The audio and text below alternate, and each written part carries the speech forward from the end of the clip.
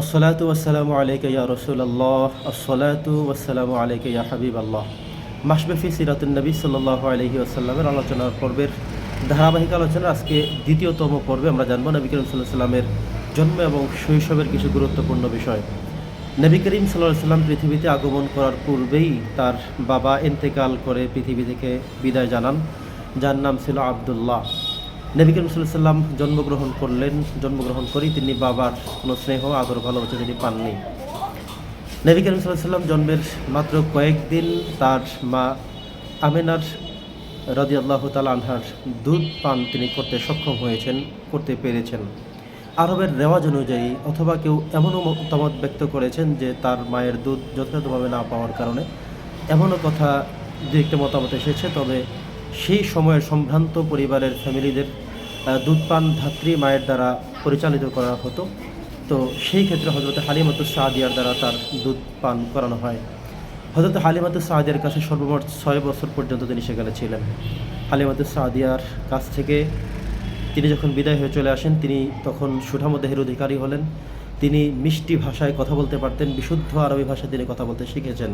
কারণ সেই সমাজটি, সেই জায়গাটি এমন একটি জায়গা ছিল যেটি ছিল তায়েফের বনু সাদ গোত্র, যেটি অত্যন্ত বিশুদ্ধ আরবের জন্য একটি বেস্ট চয়েস জায়গা ছিল, যেটি স্বয়ং আমার আল্লাহ তাআলা নির্ধারণ করেছেন। প্রিয় দর্শক, তো সেখানে তিনি ছোটোবেলা থেকেই মোটামুটি বড় হলেন, কথা বলতে শিখলেন। তিনি যখন বাড়িতে ফিরে আসলেন, তাকে যখন ফেরত দেওয়া হলো, তিনি তার মা হযরতে আমেনা রাদিয়াল্লাহু তাআলা আনহার সাথে থাকা শুরু করলেন। হযরতে আমেনা তার 6 বছর বয়সে তিনি ইন্তেকাল করে পৃথিবী থেকে বিদায় হয়ে চলে গেলেন। দাদার তত্ত্বাবধানে তিনি বড় হতে লাগলেন। আব্দুল মুত্তালিব তিনি তাকে লালন পালন শুরু করলেন, আদর স্নেহ ভালোবাসা সবটুকু দিলেন। এমনকি তার ছেলেদের মধ্যেও বাকি যারা তার চাচা হিসেবে, অর্থাৎ নবী করিম সাল্লাল্লাহু আলাইহি ওয়াসাল্লামের চাচা হিসেবে যারা বেঁচে ছিলেন, তাদেরকে তার সাথে যেন সুন্দর আচরণ করা হয়, উত্তম ব্যবহার করা হয়, আপন ছেলের স্নেহে যেন তাকে বড় করা হয়, এভাবে তিনি নির্দেশ দিয়েছেন। সর্বশেষ তিনি ইন্তেকাল করলেন। অবশেষে তার চাচা আবু তালেব তার কাছে তিনি লালিত পালিত হচ্ছেন, বড় হতে লাগলেন। এভাবে করে করে তিনি বড় হচ্ছিলেন। প্রিয় দর্শক, নবী করিম সাল্লাল্লাহু আলাইহি ওয়াসাল্লামের এই ছোট্টবেলার এই সময়টুকুন অত্যন্ত দুঃখ, কষ্ট, ক্লেশ এমনভাবে গিয়েছেন, এমনকি আল্লাহ সুবহানাহু ওয়া তাআলা তাকে এই ছোটোবেলায় তার নিজের যত্নে নিয়ে গেলেন। তিনি যখন হযরত হালিমাতুস সাদিয়ার বাসায় থাকতেন, তখন তিনি বিভিন্ন জায়গায় ঘুরতেন, একটু দেখতে যেতেন, মাঠে যেতেন, পাশে যেতেন, বাচ্চাদের খেলাধুলা দেখতেন। এমন একটি সময় আল্লাহ সুবহানাহু ওয়া তাআলা মনে করলেন যে তার অন্তরটা, তার কলিজাটা পবিত্র রাখা দরকার। আল্লাহ তাআলা সেই সিদ্ধান্ত ক্রমেই তাকে শাক্কে সদর করা হয়েছে। এরপরে হালিমাতুস সাদিয়ার তত্ত্বাবধান শেষ করে তিনি যখন চলে আসলেন, এরপরেও আরও সর্বমোট 4 বারের কথা এসেছে তার শাক্কে সদর, অর্থাৎ সিনা সাক করা হয়েছে। ওপেন হার্ট সার্জারি যেটাকে বলা হয়, কলিজাকে পবিত্র এবং পরিচ্ছন্ন স্বয়ং আল্লাহ সুবহানাহু ওয়া তাআলা করে রেখেন, যাতে করে পৃথিবীর কোনো দুষ্কৃতিপূর্ণ কোনো কথা, দুষ্কৃতিপূর্ণ কোনো আচরণ, কোনো অশ্লীল কথা, কাজ, চিন্তা, চেতনা, এগুলো কোনো কিছু যেন ওনার মধ্যে না আসেন। সেভাবেই স্বয়ং আল্লাহ সুবহানাহু ওয়া তাআলা তাকে নিজ তত্ত্বাবধানে তাকে সেভাবে লালিত পালিত করে বড় করে তুললেন। প্রিয় দর্শক, তো আমরা এটাই বুঝতে পারলাম যে নবী করিম সাল্লাল্লাহু আলাইহি ওয়াসাল্লাম ছোটোবেলা থেকেই তিনি ইয়াতিম হয়ে পৃথিবীতে আগমন করলেন। আল্লাহ তাআলা কেন তাকে ইয়াতিম করলেন, এর ব্যাখ্যা বিশ্লেষণে দেখা যায় যে নবী করিম সাল্লাল্লাহু আলাইহি ওয়াসাল্লাম যখন বড় হবেন, একটি সময় এমন হবে তিনি হয়তো কোনো ইয়াতিমের দরদ, মূল্য, কষ্ট, দুঃখ তিনি বুঝবেন না। এজন্য আল্লাহ তাআলা তাকে ছোটোবেলা থেকেই ইয়াতিম করে পৃথিবীতে আগমন করার মধ্য দিয়ে তাকে বোঝালেন যে একজন ইয়াতিম মানুষের কত কষ্ট, কত দুঃখ, কত অসহায়ত্ব, এটা আল্লাহ তাআলা তাকে হাড়ে হাড়ে টের পেয়েছেন, তিনাকে বুঝিয়েছেন। এতে তিনি পরবর্তীতে কোনো ইয়াতিমদের কষ্ট, দুঃখ তিনি সহজেই বুঝতে সক্ষম হতেন, কারণ তিনি ছিলেন নিজেই ইয়াতিম হিসেবে সাব্যস্ত।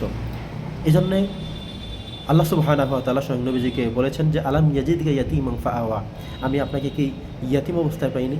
অন্য আয়াতে একই সূরা আল্লাহ বলেছেন ফাআম্মাল ইয়াতীমা ফালা তাকহার, ইয়াতিম যারা তাদেরকে যেন ধমকের সুরে, ধমক দিয়ে, রাগ করে কোনো কথা যেন তাদেরকে বলা না হয়। কারণ যে সমস্ত বাচ্চাগুলো ইয়াতিম, ছেলেমেয়েরা ইয়াতিম, তাদের বাবা নেই, কারো মা নেই, তারা এমনিতে অসহায়ত্ব থাকে, তাদের সাথে যেন সুন্দর আচরণ করা হয়, তাদের সাথে যেন উত্তম আচরণ করা হয়।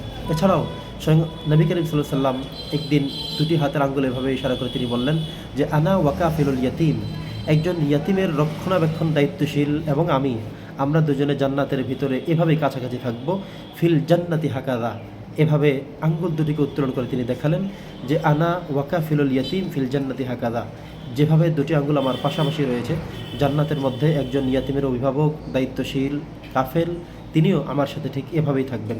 প্রিয় দর্শক, নবী করিম সাল্লাল্লাহু আলাইহি সাল্লামকে আল্লাহ সুবহানাহু ওয়া তাআলা ওনার ছোট থেকেই তাকে অনেক বড়, অনেক গুণে গুণান্বিত করেছেন, যাতে করে তিনি পরবর্তীতে কোনো সময়ে কোনো গুণের অভাবে যেন মানুষের কাছে অপমান, অপদস্থ কোনো কিছু হতে না হয়। আল্লাহ সুবহানাহু ওয়া তাআলা স্বয়ং নবীজির শিক্ষক ছিলেন।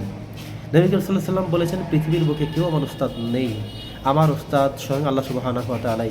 এবং নবীজি পৃথিবীতে আগমন করে এটা নিজেই দাবি করেছেন যে আমি নিজেই শিক্ষক, বুইস্তু মুআল্লিমান, আমি শিক্ষক হিসেবে আবির্ভূত হয়েছি। মানে পৃথিবীতে আমার কেউ কোনো উস্তাদ নেই, আমার উস্তাদ স্বয়ং আল্লাহ তাআলা, যিনি আমাকে সৃষ্টি করেছেন, যিনি আমাকে লালন পালন করেছেন, যিনি আমাকে এত কিছু দিয়েছেন। আর এই পৃথিবীতে আমি নিজেই শিক্ষক হয়ে আবির্ভূত হয়েছি, আমার থেকে যেন সবাই শিক্ষা গ্রহণ করতে পারে। তো দর্শক, আজকে আমরা নবী সাল্লাল্লাহু আলাইহি ওয়াসাল্লামের ছোটোবেলায় আল্লাহ তাআলা যা কিছু দিলেন, এর মধ্য থেকে গুরুত্বপূর্ণ বিষয়গুলো জানবার চেষ্টা করেছি। আল্লাহ যেন আমাদের সকলকে নবীজির এই বর্ণাঢ্য জীবনের, শৈশবকালীন জীবনে অসহায়তার এই জীবনটা যেন আমাদের মনে রাখার, অনুধাবন করার, এবং যারা ইয়াতিম তারা যেন এটাও বোঝে যে নবীজি ইয়াতিম ছিলেন, আমরাও ইয়াতিম। আর ইয়াতিমের উপর সঙ্গে আল্লাহ তাআলা নেক নজর রাখেন, ইয়াতিমদেরকে লালন পালনের দায়িত্ব সঙ্গে আল্লাহ তাআলা নিজেই নিয়ে নেন। এই বিষয়গুলো নিয়ে যেন তারা আশ্বস্ত হতে পারে। এটাই জাস্ট আজকের আলোচনার প্রতিপাদ্য বিষয়। আল্লাহ যেন আমাদেরকে পরবর্তী আলোচনা পর্যন্ত বাঁচিয়ে রাখার, সুস্থ রাখার তৌফিক দান করেন। ওয়া মা আলাইনা ইল্লাল বালাগ। আসসালামু আলাইকুম ওয়া রাহমাতুল্লাহ।